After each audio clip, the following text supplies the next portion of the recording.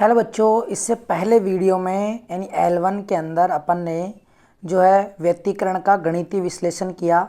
व्यक्तीकरण का हमने क्या किया, गणितीय विश्लेषण किया और उसमें अपन ने जान लिया था कि जो प्रारंभिक कलाकोण आता है यानी थीटा जो आता है उसका सूत्र क्या है और जो परिणामी तरंग आती है उसका आयाम क्या है यानी आर का सूत्र अपन ने स्थापित कर लिया था।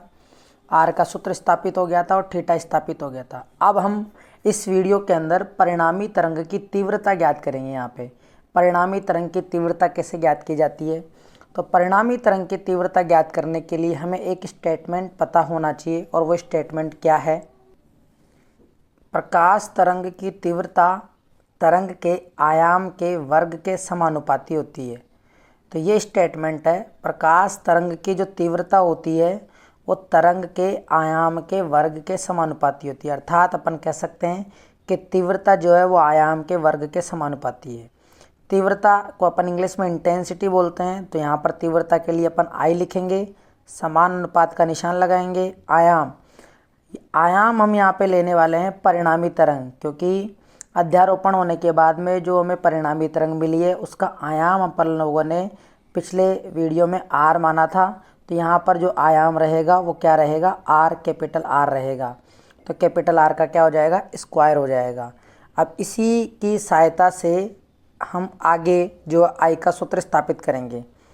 तो यहाँ पे समान अनुपात का निशान दे रखा है, तो अपन क्या कर सकते हैं, समान अनुपात के निशान को हटाएंगे तो यहाँ पर एक नियतांक आएगा के और ये हो जाएगा आर स्क्वायर। यहाँ पर एक नियतांक आएगा के और ये आर स्क्वायर हो जाएगा। इसको अपन समीकरण नंबर 1 नाम दे देते हैं। अब हम इसी सूत्र की सहायता से पहली तरंग का अपन समीकरण लिखते हैं तीव्रता का, और वो हो जाएगा I1 बराबर के, कांस्टेंट तो के ही रहेगा, और A1 का स्क्वायर हो जाएगा, A1 का स्क्वायर। यानी कहने का मतलब है अगर जो पहली तरंग थी ना, तो पहली तरंग का जो आयाम था वो A1 था, तो I1 जो इसकी तीव्रता आएगी वो A1 के स्क्वायर हो समानुपाती आएगी। समान अनुपात को हटाएंगे तो क्या आएगा, के आएगा यहाँ पे। ठीक है, I1 बराबर के A1 का स्क्वायर। इसी प्रकार यहाँ पर अपन बात करेंगे I2, तो I2 जो होगा वो भी क्या होगा, के A2 का स्क्वायर होगा, क्योंकि ये जो दूसरी तरंग थी उसका आयाम जो था वो था A2। वो कितना था, A2 था। तो ये I2 का सूत्र हो जाएगा के A2 का स्क्वायर। अब I1 और I2 का मान उठा के हमें जो है I1 और I2 का मान उठा के रखना। इस समीकरण में हम देखते हैं तो यहाँ पर हमारे पास आता है I बराबर के परिणामी तरंग के आयाम का स्क्वायर, समीकरण नंबर 1 हो जाता है।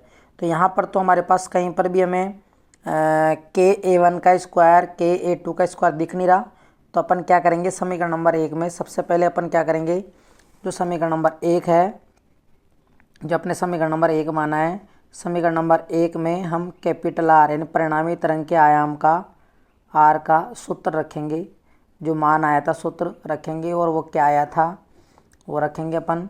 तो आई बराबर के और कैपिटल आर का सूत्र जो है वो क्या आया था, कैपिटल आर का सूत्र अपन ने स्थापित किया है परिणामी तरंग का आयाम, और वो था A1 का स्क्वायर प्लस A2 का square plus 2A1 A2 cos phi, A1 A2 cos phi. अब आप यहाँ पे देख सकते हो आर का क्या हो रहा है, स्क्वायर हो रहा है, आर का स्क्वायर हो रहा है। परिणामी तरंग के आयाम के सूत्र में वर्गमूल लगा हुआ आता है, वर्ग का चिन्ह लगा हुआ आता है। तो जब अपन इसका वर्ग करते हैं तो ये हट जाता है निशान, तो यहाँ पे अपने को ये लिखने की ज़रूरत नहीं है। तो आई बराबर के A1 का स्क्वायर प्लस A2 का square plus 2A1 A2 cos phi हो जाएगा। यहाँ तक मान रखने के बाद में अब हम के का मल्टीप्लाई इस पूरे ब्रैकेट से करेंगे। तो आई बराबर हो जाएगा के A1 का स्क्वायर प्लस के A2 का स्क्वायर प्लस के, दो को अपन आगे रख देते हैं, 2k A1 A2 और कोस फाई, ये बन गया। अब ये बनने के बाद में हमें थोड़ा दिमाग लगाना है और देखना है कि इसको तो अपन के A1 स्क्वायर को यहाँ पे आप चेक कर सकते हो, के A1 स्क्वायर को अपन I1 लिख सकते हैं, के A2 स्क्वायर को अपन I2 लिख सकते हैं। लेकिन यहाँ देखो आप, के A1 और A2 ही लिखा हुआ है, के A1 और A2 ही लिखा हुआ है। इसको अपन क्या लिख सकते हैं, तो पहले तो मैं इन मानों को रख देता हूँ, फिर आगे इसका कंटिन्यू करते हैं। तो देखिए आई बराबर के ए वन स्क्वायर को तो अपन आई वन लिख देंगे और के ए टू स्क्वायर को आई टू लिख देंगे प्लस 2 के ए वन ए टू कोस 5 ये बचा हुआ है। अब इसको अपन क्या लिखेंगे वो हमें समझना है। यहाँ पे सॉरी यहाँ पर आई वन, यहाँ पर केवल आई वन ही आएगा और यहाँ पर आई टू ही आएगा, क्योंकि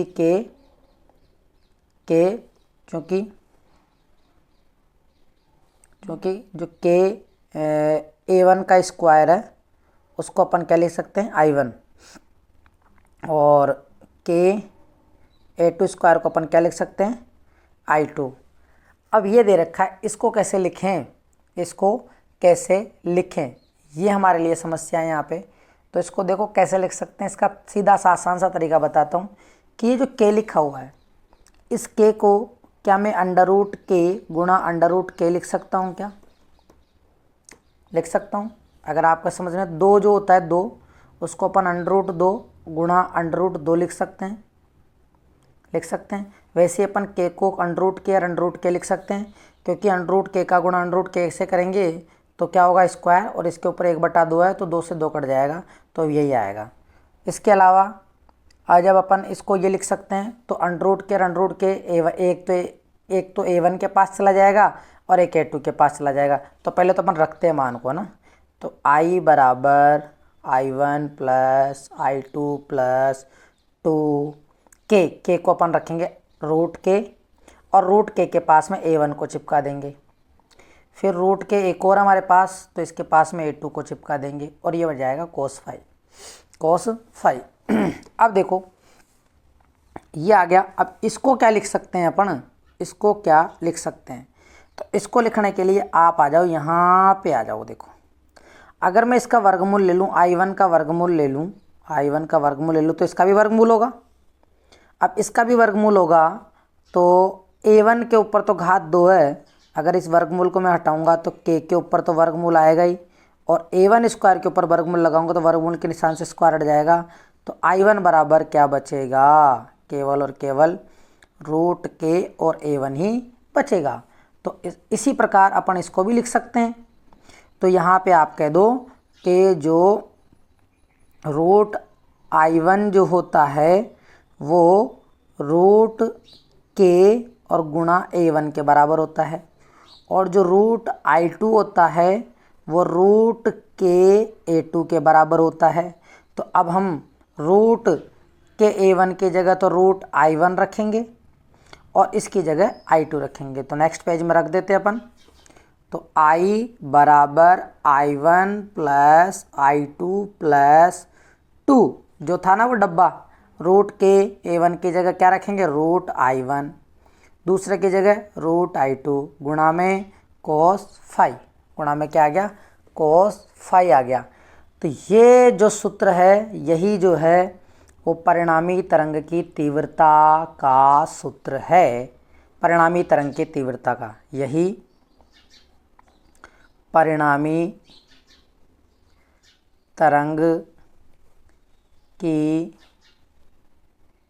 तीव्रता का सूत्र है। अब ये जो अपन ने ज्ञात किया यही परिणामी तरंग की तीव्रता का सूत्र है। तो एक बार वापस से मैं आपको बता देता हूँ किस तरीके से आपको परिणामी तरंग की तीव्रता का सूत्र स्थापित करना है।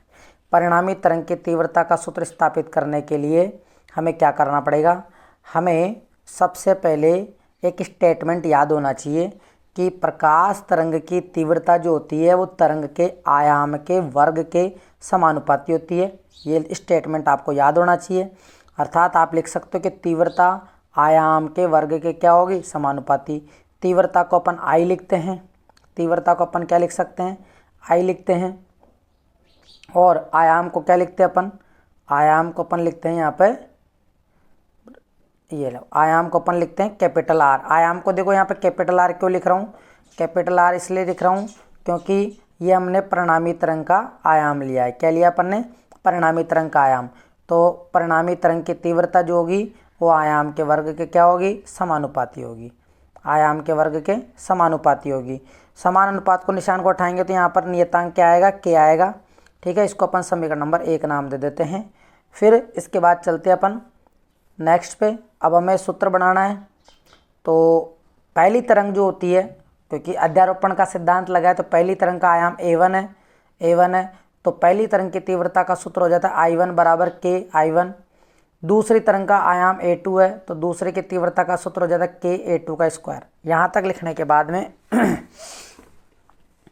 अब हमें जो है तीव्रता का सूत्र स्थापित करना है जिसमें I1 और I2 भी आ जाए। अभी अपन ने देखा इस सूत्र में तो केवल कैपिटल R लिखा हुआ है, I1 और I2 नहीं है। तो इसके लिए अपन क्या करते हैं, सबसे पहले हम जो परिणामी तरंग के आयाम का सूत्र स्थापित किए थे इससे पिछले वीडियो में, उसका सूत्र यहाँ पे लिखते हैं। और वो सूत्र क्या है, R का, उस सूत्र को यहाँ पे लिखा हुआ आपको मिल रहा है। ये है वो सूत्र, ये है वो सूत्र, ये वो सूत्र है। ये सूत्र अपन ने स्थापित किया था। अगर आपको नहीं पता है तो आप पिछला वीडियो एक बार ज़रूर जाके देख लें, वहाँ पर R का सूत्र अपन ने कैसे ज्ञात किया था वो आपको पता चल जाएगा। R का सूत्र होता है a1 का स्क्वायर प्लस a2 का square plus 2a1 a2 cos phi होता है। अब k का आप इस पूरे ब्रैकेट से मल्टीप्लाई कर दो। मल्टीप्लाई करने से यहाँ पे आप देखोगे k a1 का स्क्वायर यानी नियतांक और आयाम के वर्ग का, आयाम का वर्ग प्लस k आयाम का वर्ग का गुणनफल, और 2k a1 a2 cos phi हो गया। अब आप यहाँ पे देखो के a1 स्क्वायर को अपन ने I1 बोला है, इसको के a2 को अपन ने I2 बोला है, और ये बचता है, इसको अपन क्या लिख सकते हैं तो इसको समझते हैं। देखो इसको समझाया था मैंने आपको। इसके लिए आपको केवल कितना सा पता होना चाहिए कि जो के होता है ना उसको अपन रूट के लिख सकते हैं। तो इस के की जगह अपन रूट के लिखेंगे, तो एक रूट के साथ a1 चिपका देंगे, दूसरे रूट के साथ में a2 को चिपका देंगे। तो इस तरीके से हम रूट के और a1 को जो है हम रूट I1 लिख सकते हैं, और रूट के a2 को अपन रूट I2 लिख सकते हैं। कैसे लिख सकते हैं, यहाँ पे मैंने आपको समझाया कि आप उसका वर्गमूल ले लो दोनों पक्षों में तो यही आएगा। ये रखने के बाद में जो है हमारे पास सूत्र बनता है I बराबर I1 plus I2 plus 2 root I1 I2 cos pi, और यही परिणामी तरंग की तीव्रता का सूत्र होता है। तो उम्मीद है बच्चों आप लोगों को ये वीडियो समझ में आ गया होगा किस तरीके से परिणामी तरंग की तीव्रता निकाली जाती है। अब नेक्स्ट वीडियो में हम सीखने वाले हैं स्थिति नंबर फर्स्ट सीखेंगे अपन नेक्स्ट वीडियो में, और वो स्थिति नंबर फर्स्ट होगी समपोषी व्यतिकरण के लिए।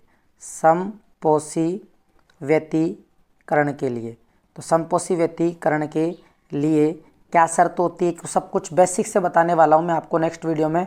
समपोषी व्यतिकरण भी आपको बताऊँगा और पूरी चीज़ें आपको बेसिक से बताऊंगा, तो उस वीडियो को भी आप देखना। फिर नेक्स्ट वीडियो में अपन विनाशी और फिर तीसरी स्थिति पढ़ेंगे। इस तरीके से आपका गणितीय विश्लेषण कंप्लीट हो जाएगा। इसमें से कहीं से भी कोई सा भी छोटा बड़ा किसी भी तरीके का न्यूमेरिकल कुछ भी बन सकता है। तो प्लीज़ आप इस वीडियो को अच्छे से देखें। अगर आपको ये समझ में आता है, अच्छा लग रहा है, तो आप अपने दोस्तों के साथ शेयर करना नहीं भूलें। तो अपने दोस्तों के साथ शेयर करें और ज़्यादा से ज़्यादा वीडियो को लाइक करें, शेयर करें और अपने दोस्तों को बताएं। और अगर आपको कोई भी क्वेरी हो, कोई भी आपको कुछ पूछना हो, तो आप इस नंबर पे मेरे को मैसेज कर सकते हैं। इस नंबर पे आप मेरे को मैसेज कर सकते हैं, ठीक है। आपका बहुत जल्द उसका जवाब दिया जाएगा। तो मिलते हैं बच्चों नेक्स्ट वीडियो में। तब तक के लिए खुश रहो, आबाद रहो, मस्त रहो, पढ़ते रहो। जय हिंद, जय भारत।